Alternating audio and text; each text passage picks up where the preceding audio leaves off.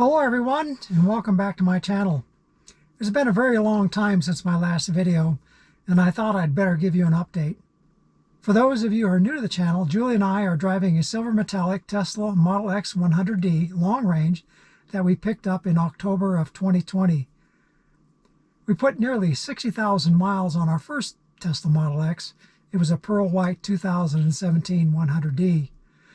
We traded that in for our current car. We now have about 24,000 miles on our car, and it has been pretty much trouble-free and no service has been required. We do have two little nagging problems that have gone unresolved, but these are both common problems with this car. One of the issues is a slight wheel vibration under acceleration when the suspension setting is anything higher than low. And this is a common problem. This is a problem we had with our first Tesla Model X, and they certainly didn't resolve it with our second Model X. Another issue we have is if we park the car in the sun for a long period of time, we have difficulty closing the rear hatch. It has something to do, I think, with the sensor. It must get overheated in the sun. These dark cars, they get pretty darn hot. We can close it, using the touchscreen inside. When the car's in the shade or it's cool or in the wintertime, we don't have any problem with it. I think it has something to do with the sensor getting too hot with these dark colored cars. At any rate, both of these issues are minor issues. It's a 500-mile round trip for us to take our car in for service. So these two issues are minor enough we're just not going to do that unless we happen to be somewhere near a Tesla service center in the near future. We definitely will have it looked at long before our warranty expires.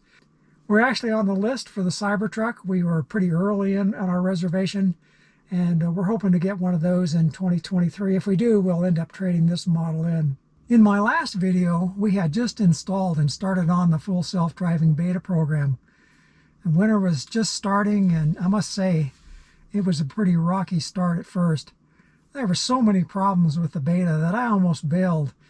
And there were times Julie suggested that we go back to the normal software and just abandon the whole beta process. It was such a huge step backward from what we had been using.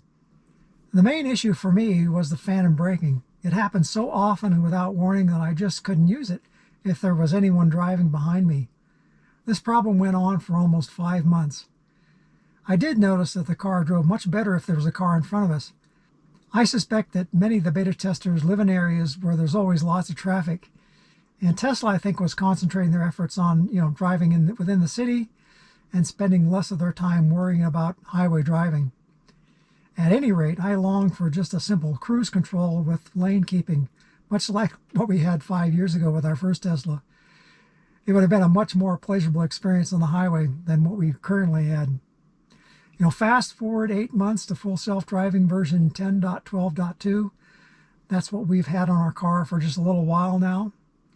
And I'll describe the current version as still a little bit rough around the edges, but sure a big improvement over what we started out with last October. Julie and I are heading out today for a hike over in the Wind River Mountains, so I'd like to bring you along for the ride.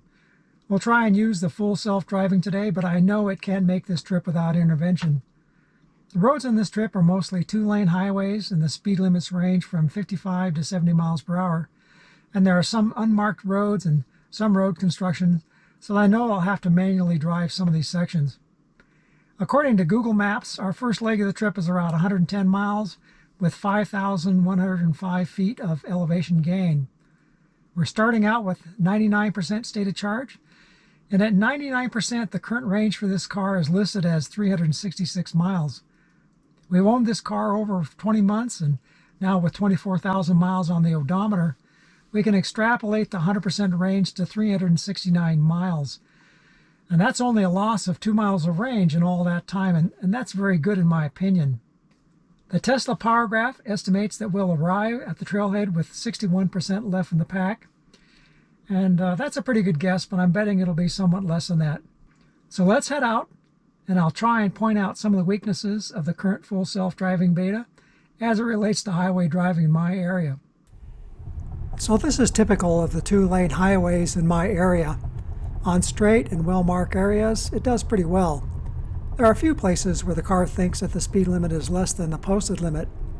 There doesn't seem to be any rhyme or reason, but it always makes the same error at the same location, so at least it's predictable in its errors.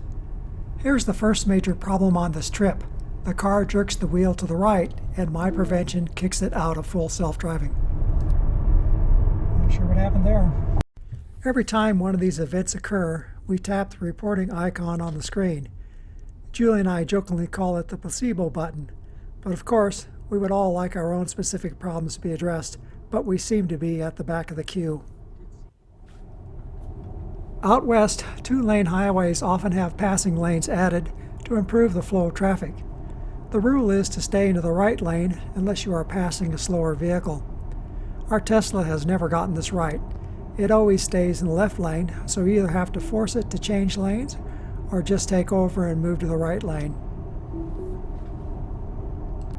The passing zone is about to end. The 4 lanes will go back down to 2 lanes. The Tesla handles this very well.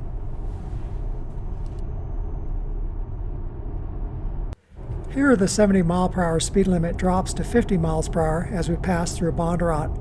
Watch how long it takes the Tesla to drop down to the lower speed limit. I've sped up the video 3 times so you don't have to wait. The car seems to be coasting. I wish Tesla would use just a touch of regen. I'm always fearful that I'll get a ticket in these small towns. Now the speed limit jumps back up to 70. I'm happy with the slow, smooth acceleration back up to speed. This is just about how I would do it if I were driving. On the curvy sections of this road, the car tends to slow down more in the curves than I think most conservative drivers would. It's okay, but I think there's room for improvement. I like the way the car slows down here when stopping for road construction. I wish this was the behavior when entering small towns. This is the town of Pinedale, Wyoming. From here, we head up the mountain to the trailhead. We will check the energy use stats at the halfway point. In the meantime, I'll put on some background music, throw in a few snippets from our hike, and then post our total trip stats at the end of the video.